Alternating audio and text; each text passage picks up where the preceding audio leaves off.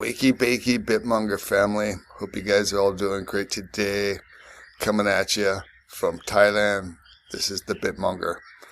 And in today's video, I'm going to talk about some quick calls that I made yesterday, how I acted upon them after further analysis, and how I made some more money on my common sense trading strategy. I'll give you a tip today that you should be looking at if you're interested. And I'm also going to give, you'll be able to see it in the background behind me. I'll go over that one first, and then I'll go into the trades. So I'll also give you some sort of the process of what I'm thinking when I'm making some of these trades. All right. So first off, Steve Cohen. If you're not familiar with who this guy is, he is a legend when it comes to investing. This guy is a billionaire. As you can see right here, he's a billionaire. He's had a hedge fund, and he's the owner of the New York Mets, professional baseball team. And this guy is, as I said, he is very well respected investor, very savvy, and he is. He did get busted. He did get busted here. You can see right here. This part, he was part of Capital Investors, which faced insider trading charges and was fined $1.8 billion. So, that's kind of a slap on the wrist. But you got to always wonder when these big guys, pay these fines.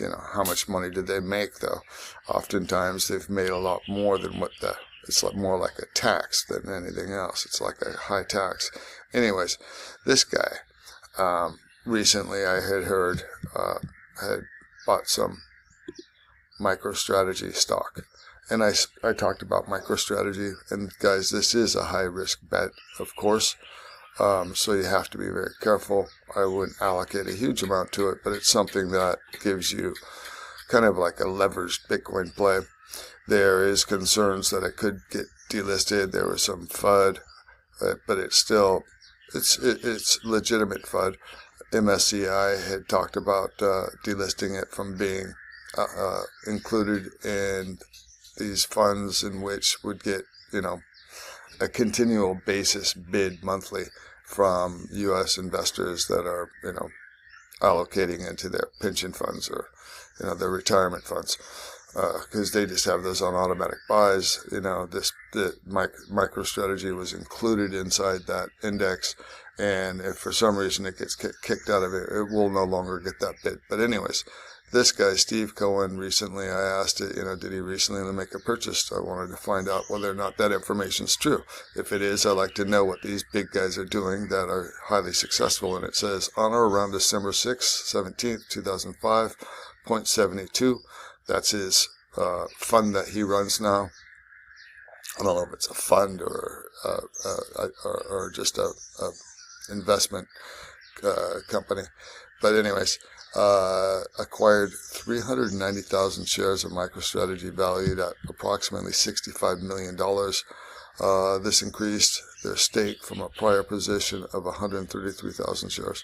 So it's true. This guy made a bid on it. Go back and look at my MicroStrategy, search it, and you'll see that I was discussing about it and what you might be looking for, the NAV premium. When that goes negative, it can be very attractive buy if you believe that Bitcoin will continue to go up.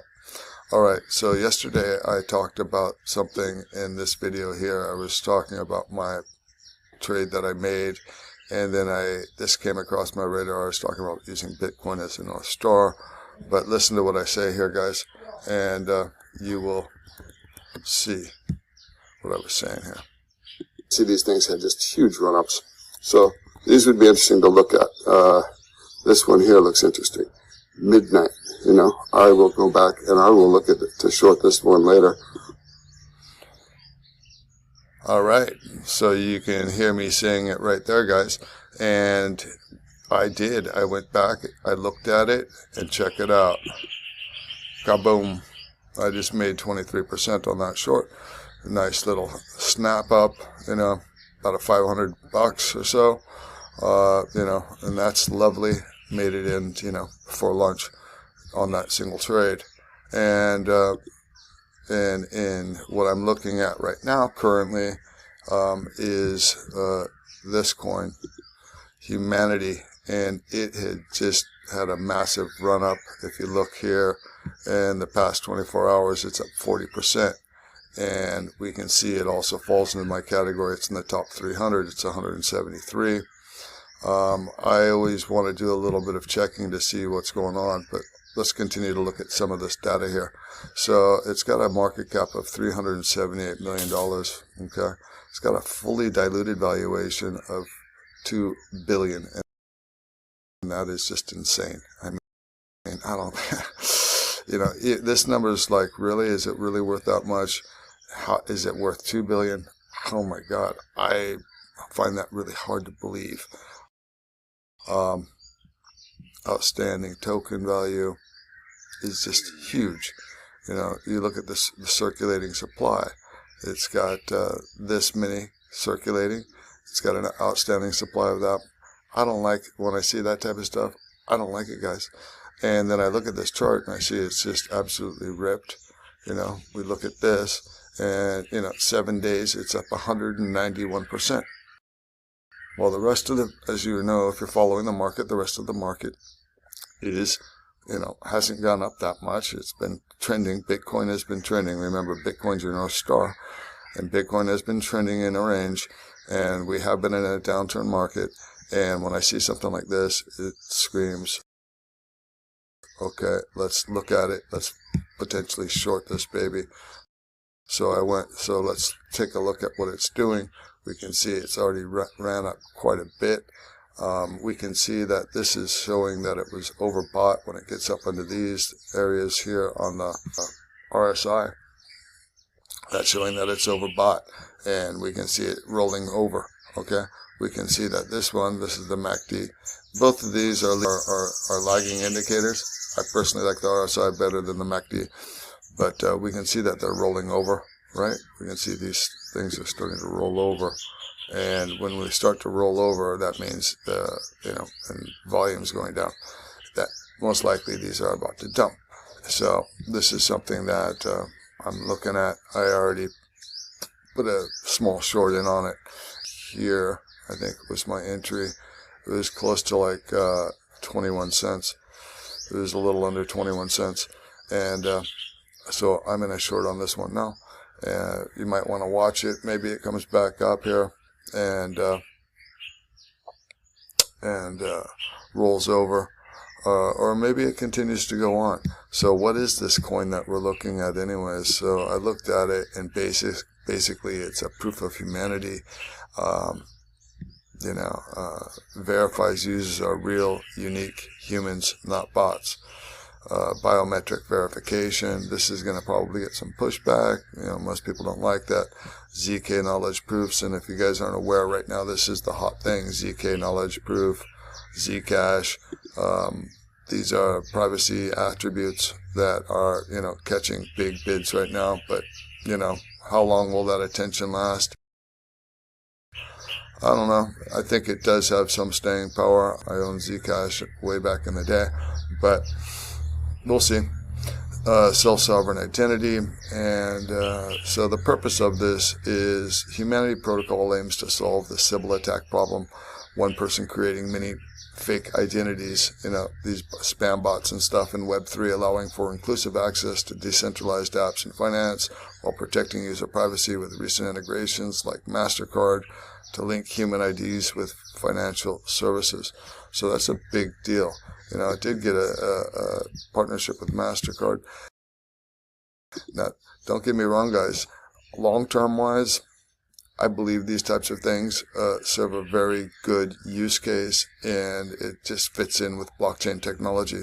So, this might be good. But in the short term, is it worth this much money? And should it have pumped that much? That is just insane. Also, let's take a look and see what we might want to do in terms of like shorting this and where we might want to put our price target. So I'm going to use the Fibonacci tool, Fibonacci retracements. You take it here, you pull it up to see it up to the top here. You pull it over, and you can get these fib levels, and you can see these things are really good, man. It's amazing how these things come down to these levels. So currently looking at it, our first price target would be right here, and that's right around just right around 19 cents. So, hey, that's a good zone to look at.